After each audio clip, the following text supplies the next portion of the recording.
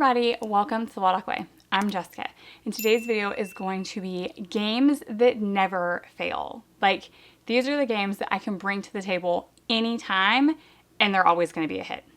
First, we are going to start with like quick play, kind of the games that we would use for a reset in our homeschool. So the ones that like a lesson went badly and I need to press the reset button before we move forward, or we just need a brain break, or we have an extra 10 minutes and we want to play some games real quick. These are the ones that we reach for because they're never going to fail and we're going to love them. Most of them, no, actually all of them can be played with 2 players, which is really important to us because typically if we are resetting our homeschool, only one of us is playing with Emily. So it's very rare that like in the middle of the day when we need to hit that reset button that Kevin, I, and Emily are all free to play a game. It's typically like, hey, Kevin, can you play something with Emily real quick? Or I'm playing something with her real quick. So all of these games work really well with 2 players. The newest edition that we are like obsessed with, and it is currently the most reached for game, is Trash Dice. It is really, really simple. You are literally just rolling dice to like fill in this lid from 1 to 6. It is a lot of fun. I don't know, something about rolling dice, like you can never go wrong with that. So that is a huge one.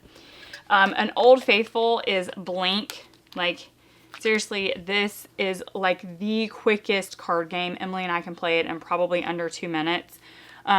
We don't even like deal the cards technically. We set the deck out and we just like set it side by side, and then that's yours and that's mine. And we can play it in less than 2 minutes. It's the one that like, if we just need a reset, if we just need something quick, it's the one we're reaching for because you are just matching either the color, the shape, or the number to another card. So you're like speed throwing down, like for example, you could put this one on there because there's 4 on both. And then you can put this one on here because it's gray. So you're like speed getting rid of your cards. It is a lot of fun. And it is a great game to reset because you don't need to like know anything. It is simply just colors, patterns, and formations, like numbers. Like you don't have to read and you're not like being defeated because it's trivia or whatever. Like it's a really good reset. Along those same lines, and a favorite is Spot It. We probably have 10 to 20 different versions of Spot It. We have sports, we have Harry Potter, we have Star Wars, we have like all of them because this has been one of Emily's favorite games since she was probably 5 years old. Each card has pictures on them, and each card only has one other mat, like one item that matches the next card.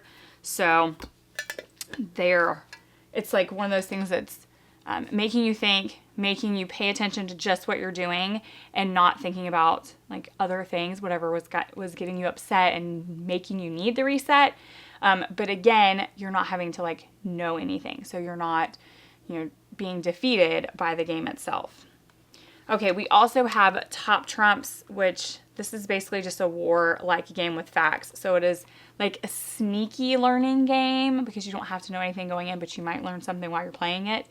And we have a ton of these because they come in so many different topics. Like anything that your kid is interested in, dinosaurs, history, Harry Potter, Star Wars, jets, sports, there's a Top Trump for it.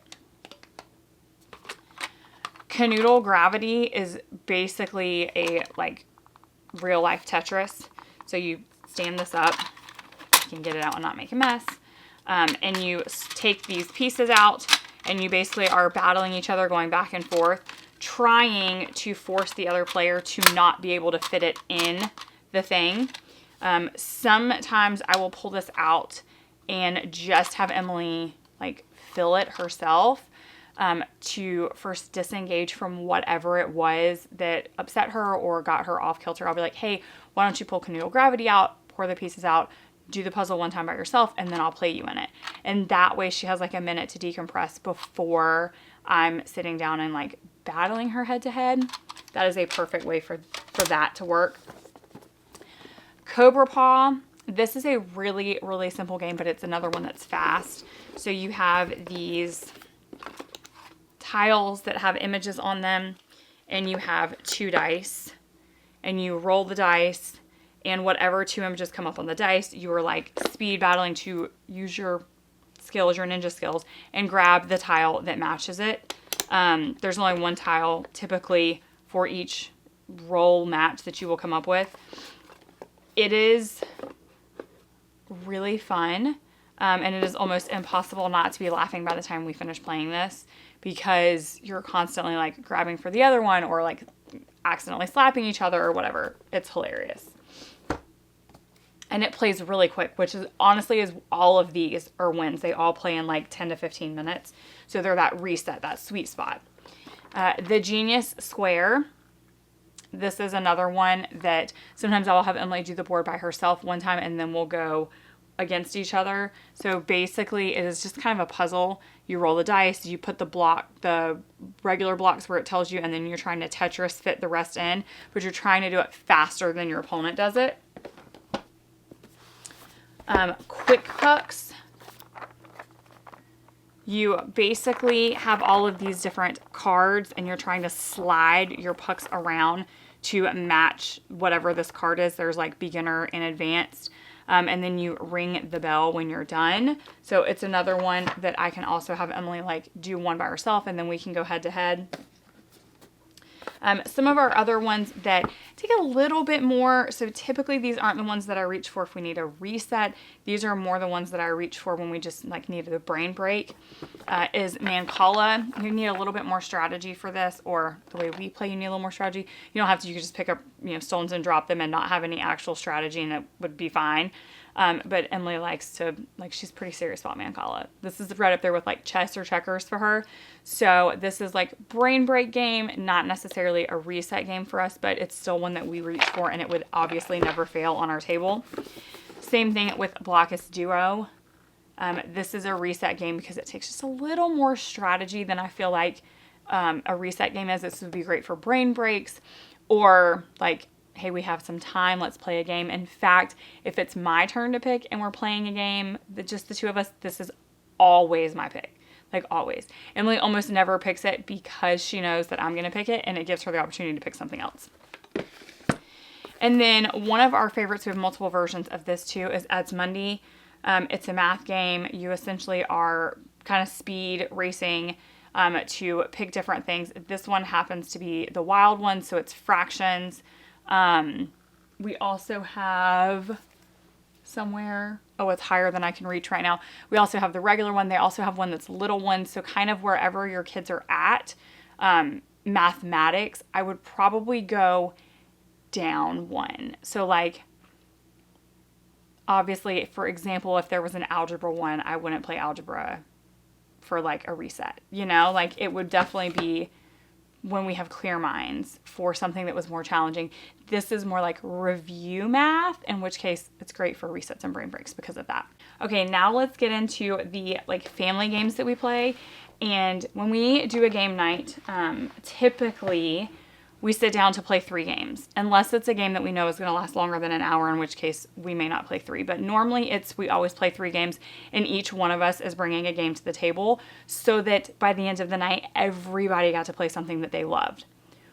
But if we are busy, if we only have time to play one game, I know without a doubt that I can pick any of these games that I'm going to show you, and everybody is going to be satisfied. Maybe not thrilled because maybe they wanted to play something a little bit different, but we all equally love these games enough to be happy if it's the one that's brought to the table. First, we have Flip 7. Next, we have 𝐂𝐨𝐧𝐽.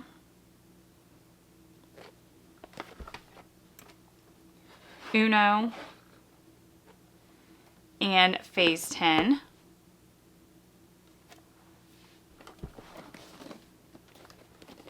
Strike, and actually inside here we keep them all in one. We also have, there's a Harry Potter version Strike, so we have Harry Potter Strike, we have the original Strike, and then there was also, I don't remember the name of it, but it's an elemental version. They don't call it Strike. I think it's like Elements Impact or something. But all 3 of them are basically a version of Strike, and you just need an arena.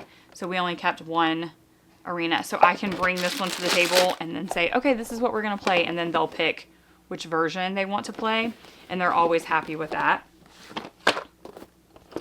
𝐂𝐿,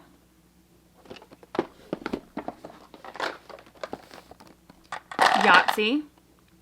Emily and I are happy with this. Kevin is thrilled with it. That's his absolute favorite. One Too Many Rabbits. Spots. King of Tokyo. This is one that Kevin and I are happy with. Emily is thrilled with. Dragonwood. This would be all three of us being thrilled. This is probably, if I had to pick like a top 3 game, most played, equally loved by all of us, Dragonwood would definitely be in the top 3. King Domino. 𝐂𝐴. This is Kevin and Emily happy and me thrilled. Clue. And we have so many versions of this. We have Disney Villains, we have Dungeons and Dragons, we have Harry Potter, we have the original, we have another, like, we have probably 5 or 6 different versions, but I could grab any of them and everybody would be equally happy. Even happier if I also turn on the TV and we watch Clue while we play. And then all of us love the like beauty of all of the Lawrence King games. So any of their memory games, this one happens to be match a bird. So in this one, you're matching the male to the female. Some of the others you'll match like the kitten to the cat or the puppy to the dog, you know, because they'll look different as they get older. Or any of their, or any of their bingo. Again, this happens to be bird bingo, but we have bird, monkey, bug, ocean, trees. There's so many different ones, and I could bring any of them to the table, and we all just love like how beautiful it is. They're very calming to play. They're like those, it's like a cozy game to me. Normally it's one that we'll play like in the fall or the winter. We have, you know, blankets and we're drinking something warm. They're just so beautiful. So these, either of them and any of them. Now, I would love to know what are some of the games for your family that never fail, whether you're using them for homeschool brain breaks or resets or just good old-fashioned family game nights. I would absolutely love it if you tell me down in the comments so I can look into them and see if we don't already own them about adding them to our game shelves.